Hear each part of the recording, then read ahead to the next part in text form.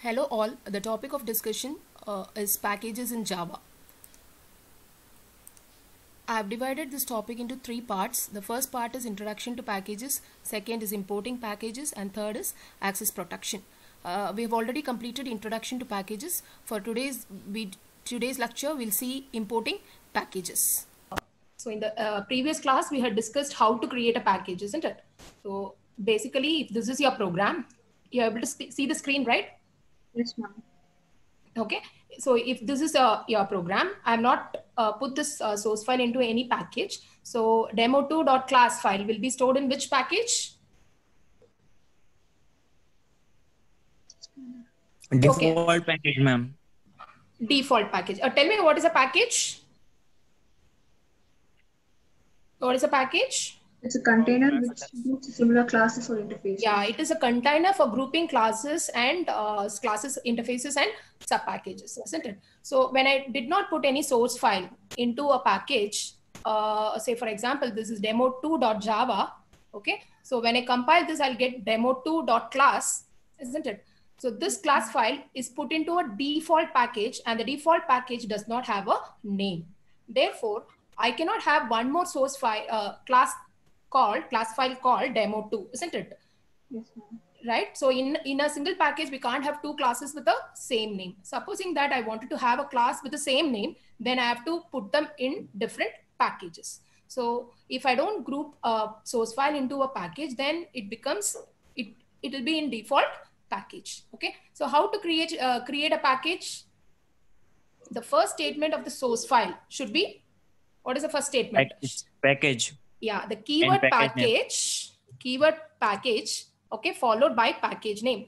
It is preferred to be written within smaller case. The package name can be written within smaller cases. The keyword is package. Now, if you compile this, okay, the demo2.class file, sorry, we'll keep it as demo only. The demo.class file will be created in a folder called pack1.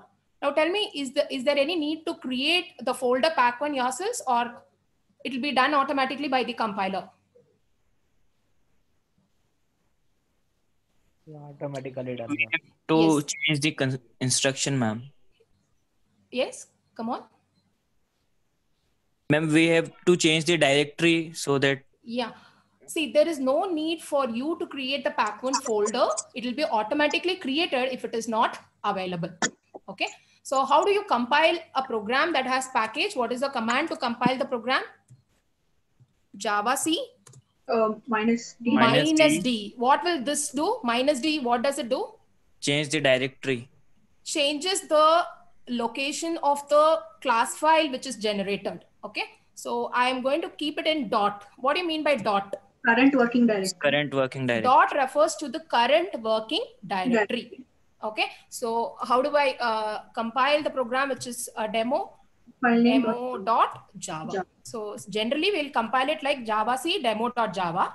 Now since it is having package, you need to route the demo.class file to the package called pack1. Therefore, to switch the class file generation, we are writing minus D. Dot refers to the current working directory. Okay. Now, supposing that I wanted to change the location of the source file, generated class file to D location, how do I do it? It can be any valid location, isn't it? So instead of dot, instead of current working directory, what you'll have to give? You have to give the valid location. So if I give D colon, demo.class file will be kept in D directory inside a folder called pack1. Okay. It can be any valid location. I can also direct it to ABC folder in D drive, ABC folder. Okay. Now this is how we compile a program which has package. How do we run it? How do we run it? Java, the class file name is demo.class. How do we run it? Ma'am, but we have to take package.demo. Yes, you have to give the fully qualified name. So pack1.demo. So this is how you run the program. Okay. Now, assuming that it is in the different directory ABC, how do you run it? We need to use this class path. Java minus class path Okay, minus class path, then D colon the location you have to give D colon slash ABC. and the class. Okay, demo. Sorry, it is pack1 dot demo. So this is how you run the program, which is where the class file is in another location. Okay, my Java minus class path D colon slash ABC is the valid location, pack1 dot demo. So when you run the program, you have to give the fully qualified name. Okay. Now, if I wanted a sub package within pack1, how do I write the package statement? I wanted a sub package. That means I wanted to create the demo.class file into pack2, and pack2 is available within pack1. So how do I create the sub package? Using dot pack1 dot pack2. Okay. Now there is a folder pack1. Within that folder, there is a folder called pack2. Within pack2, demo.class file will be created. Now, how do you run such program? How do you run that? So the compilation is same. How do you run it? Now, how do you run it? Java pack1 dot pack2, isn't it? Okay. So this is what we have seen in the previous class. I'll just go to the document. Okay. So packages are nothing but a container for grouping similar types of classes, interfaces, and sub packages. Okay. So how do you create a sub package? Same thing, package. Okay. How do you create the sub package name? You have to give a valid name. Therefore, we use the unique name, which is the internet name, in reverse. Okay. So this is the command to create a package. In a program, how many package statement can be available? In a program, how many package statement can be available? Ma'am, only one statement. Only one. You can have many import statements. You can have many classes, but however, there should be only one package statement. So this is the whichever I have highlighted. No, this is the syntax for creating sub packages. Okay. So all this we have seen. I'll directly move to the next topic. Next topic is importing packages. Now, when do we use import package? Did we all use import java.util.star? All that we have used it, isn't it? Why did we use that? Import java.util.scanner. Why did we use? To make use of scanner class. I wanted to access the scanner class. Is it available in the current package or in different package? Different. It is a different package. So how to access a package from another package is the topic of discussion of. Okay. So you can see all the classes in Java is put into some named package, isn't it? Which is the core standard API Java, isn't it? So everything, any class is put into a default. It is put into a package and the package is named. No Java classes is in the unnamed default package. Okay. Now we'll see how to access a package from another package. There are three ways to do that. One is import package.star. Another one is import package.class name. The third one is you can use the fully qualified name. Okay. We'll see how to do this. We'll go to NetBeans. So in NetBeans, how to create, let me create a new project and show you how to create a package. Java application. Next. Okay. I don't want a main class. The name of the project is Java application 59, isn't it? Let us go. Let's create the project. The name of the project is Java application 59. 59. Yes, ma'am. Okay, I have it here. So now how to create a package for this?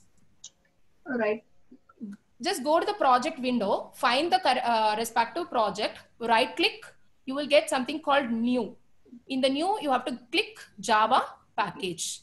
Give the package name. Let me give pack1. Let me give pack1. So within Java application 59, I got a package called pack1. Okay. Now within pack1, let me create a class. So how to create?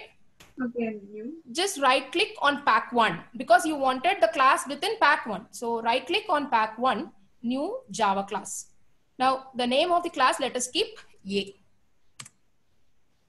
Okay. So now tell me what is a.java? A.java is available within pack1 package. Okay. Now I wanted to create one more file called b.java within pack1. How do I do it?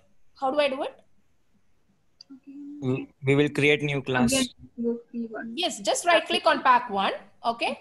Java class. You're going to give a name called B. Okay. Now there are two classes, a.java and b.java within pack1. Now, how do I create one more package for Java application 59? How do I create one more package? Ma'am, in pack1 we will create pack. So in pack1, if I right click, it will be created within pack1, isn't it? So I want one more package. I'm not saying sub package. If you want sub package, what you should do is just click on pack1. Okay. Click on pack1 and give new Java package. Now, what do we get? We get, let me keep it as pack2. Okay. Now see pack2. Pack2 is a sub package available within pack1. Okay. Now my question is not this. I wanted one more package for the project. So how do I do it? Java Those application. packages will Source packages or click on the project itself. Project. New Java package. Let it be pack2. Okay. Now for Java application 59, I have two packages. One is pack1, second one is pack2. In pack2, okay, I wanted to create one more class. Let the name be C. Right? Okay. So pack1 has A and B and pack2 has C. Okay. Now, let me go to a.java. So a.java, what is the package name? So NetBeans, since it's an IDE, you need not type the package command. It will come automatically. So package pack1. Okay. Now I'm going to keep a method in this class and let us use that method, call that method in b.java and c.java. Okay. So I'm going to create a method called message. The work of the method is to print hello. Okay. So assume that this is the access modifier for this is public. Okay. Now let us have both the class and the method as public. Okay. As of now, let us keep this, but we will discuss all the access specifiers in the next topic. Okay. As of now, just keep it public. Then only this message will be, you can use the message method even within other package. Okay. So public class A, public void message system.out.println. Okay. This is what is present in class A. Now let us go to class B. Class B is in which package? Pack1. Pack1. Now within this, let us have our main method. Now I need to create an instance for a class. How do I create it? A, obj, new A. Okay. Now using this object reference, I can call the method message. Yes. Now when I run this program, what is my output? My output is hello. Okay. We got the output because a.java and b.java both was in which place? Package, pack1. Within pack1. Okay. Now let us do the same thing in c.java. I'm going to c.java. Now in this, let me have the same thing. Okay. Now see here, I have created an object called obj within class C. Now I got an what is this? Just read this. The symbol is not found. It is not finding that particular symbol. So outside the package, if I wanted the visibility of the class, which is available within some other package, so how do I do it? How do I do it? Import import pack1 dot A. That's it. Now is A visible to this class? Yes, ma'am. So this is your first method. Okay. So now when I run this from here, my output is hello. So what does this statement do? Just make the visibility of A class even into pack2. Okay. So we use import. This is the first method.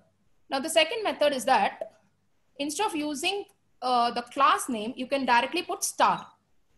Now also your answer is hello, because star refers to what?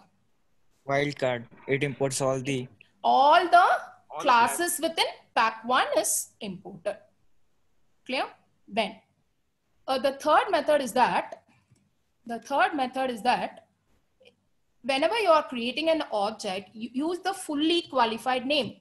So instead of writing A, I will write pack1.A, and here also it is pack1.A. Right? Right? Did we get the answer? Right? So these are the three methods. Okay. So there are how to access a package from another package. There are three ways. One is import package dot star, otherwise import package dot class name. Otherwise you have to use fully qualified name. Okay. Now tell me, is writing import statement is compulsory or it is not required? Is it required to write always the fully qualified name, or we can use import also? Is import compulsory in a program? No, ma'am. No, you can always write the fully qualified name, but the problem is it will become tedious to type the long dot separated package path name for every class we wanted to use. Did you understand this? So there's no compulsion that you have to use import, but if you do not do so, you have to use the fully qualified name, then it becomes very tedious to type. Okay. That is the reason Java includes the import statement. Okay. Once imported, a class can be referred to directly, or you can use star. Okay. So the import statement is only convenience for the programmer. However, it is not compulsory to use the import statement. Okay. So if it is existing, it has to exist before all the class definition, after package statement. Okay. So package statement should be the first line in your source file. Then you can have import statement, how many ever import statements you want, you can have, after which you will have the class definitions. Okay, you can't have import after the class definitions. So you have to strictly keep the import statements before the class definitions. So what is a general format syntax? Import package1 dot package2 if package2 is available, optional. That's why it is put within square brackets. Dot, you can either use class name or star. Okay. Now, what is the advantage of using class name over star? Which is a good practice to write import statement? Is it star or just the class name? just the class name. Just the class name, only because, okay, however, in runtime, you cannot find any difference. Okay. In the compile time, what happens is that if the package has too many classes, there is a chance that the compilation time may increase. Okay. So it's a general guideline. If you can use the particular class name which you wanted. Okay. So you can either specify by explicit class name or star. It does not make any difference. However, the star form may increase compile time. Okay. Not necessarily it has to increase the compilation time. Only if there are more number of classes within the package, then only it will increase the compilation time. However, the star form has absolutely no effect on the runtime performance. Okay. Then now all of the standard Java classes are put into a package called Java, and all the language functions are put into a subpackage called lang within Java. Now tell me, why are you not writing import java.lang.star in all the programs? You don't use that import statement. Why is that? That is imported by default. Yeah, you cannot write any program, not a simple program, without the support of this package. Okay. Therefore, it is imported default to all the source file. Okay. It is, you cannot write any useful programs. Therefore, you need to import this. However, since it is needed for all the programs, it is done by default. Okay. Now, the next question is, I have a class called date, which is available within import java.util. Now, if you see in this, I'll keep util. Now, all the classes are available here, isn't it? There's a class called date.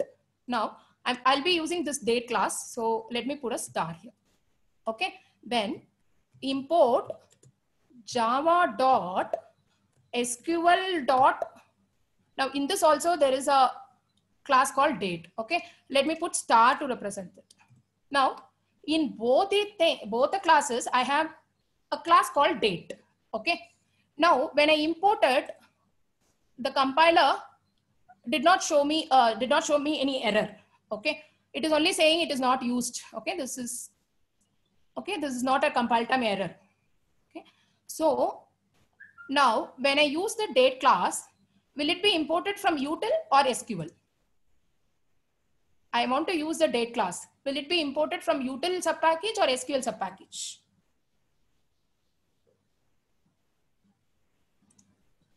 Yes. Ma'am, it will be an ambiguity error. So the compiler will remain, yes, it's correct. The compiler will remain silent when you import. Okay. However, when you start to use it, class, let me create a class called myDate. Okay. myDate extends date. Okay. I started to use the date class. Now it is giving me an reference to date is ambiguous. However, when you import, the compiler will be silent. Okay. When you try to use it, the compiler gives me an error saying reference to date is ambiguous. So how do you solve this error? How do you solve this? Ma'am, we can take another name for these two classes, ma'am.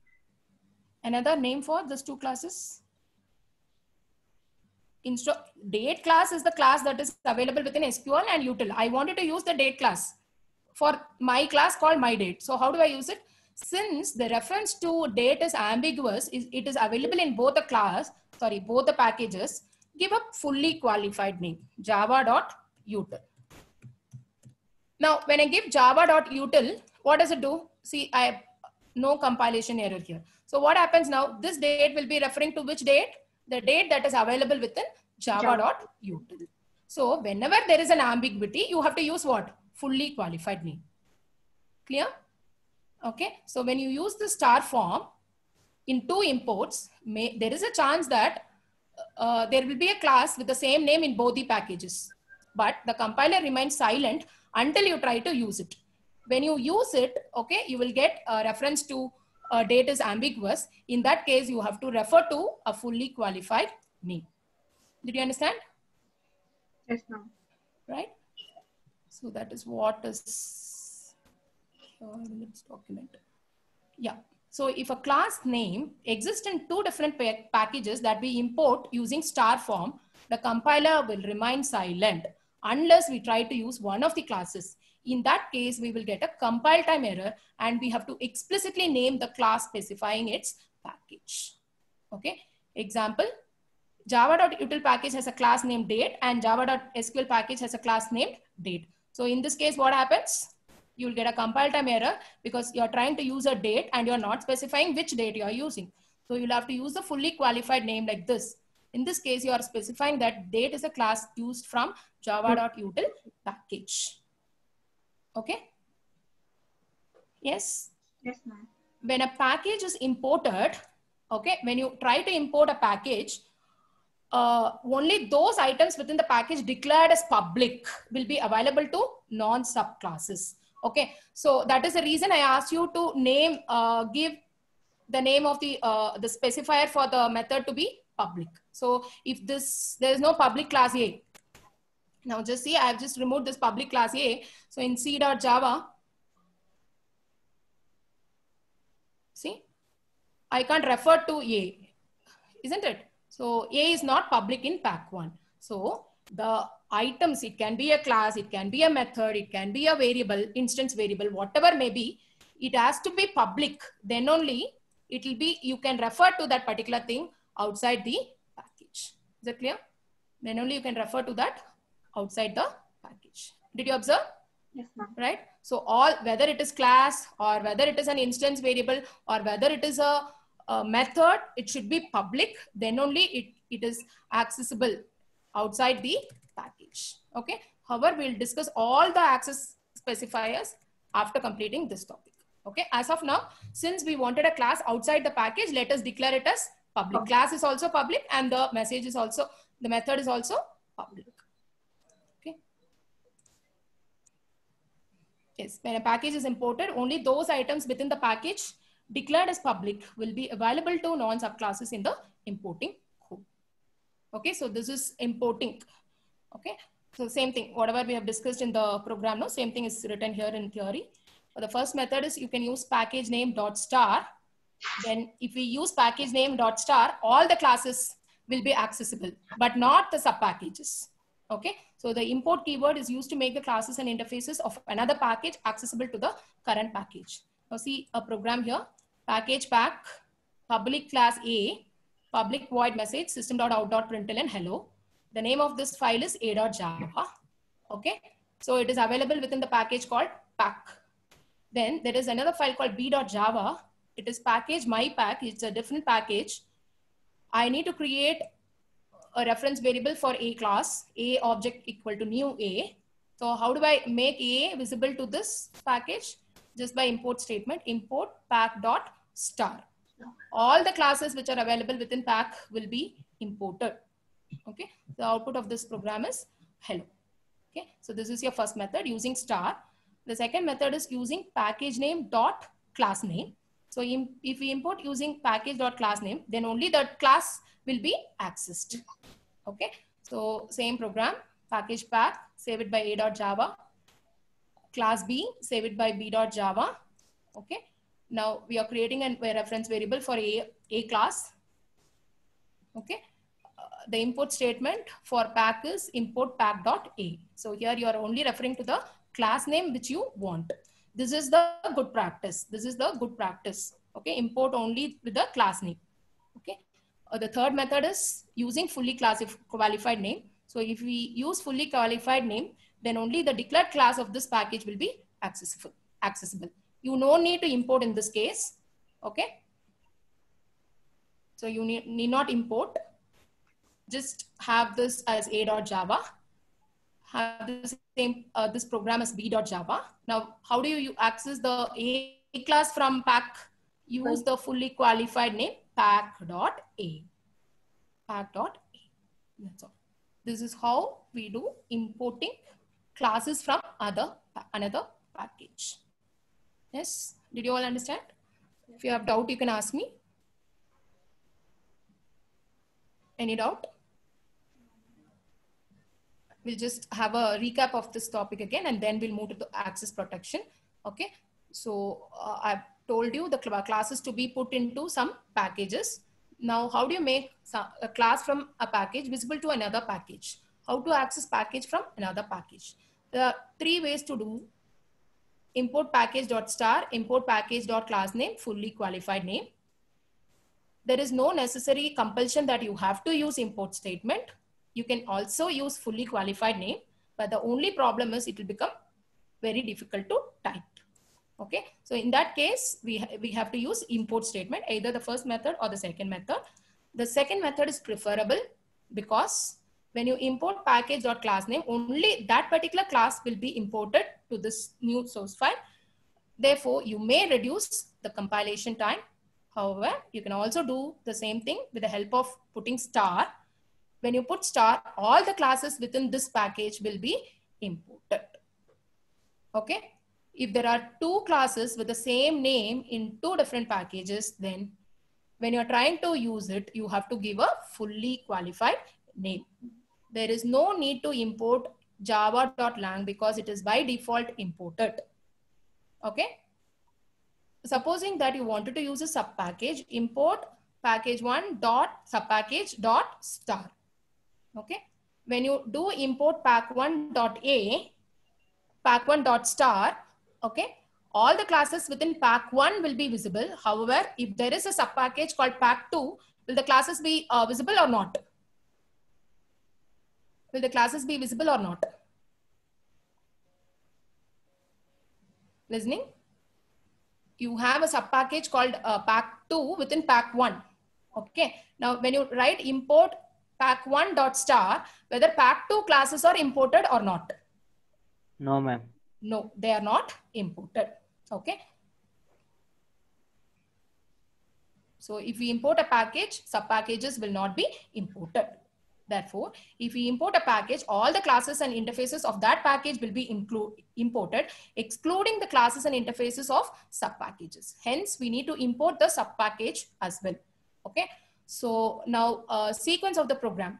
First statement should be a package, only one statement, followed by import statement. You can have as many import statements you want. Then following that, you can have as many class definitions you wanted. Okay. So the first statement, this is the sequence of program. Package, then import and class. So package statement, how many package statement is allowed for a source file? Only one. Import statement, any number. Classes, any number. Okay.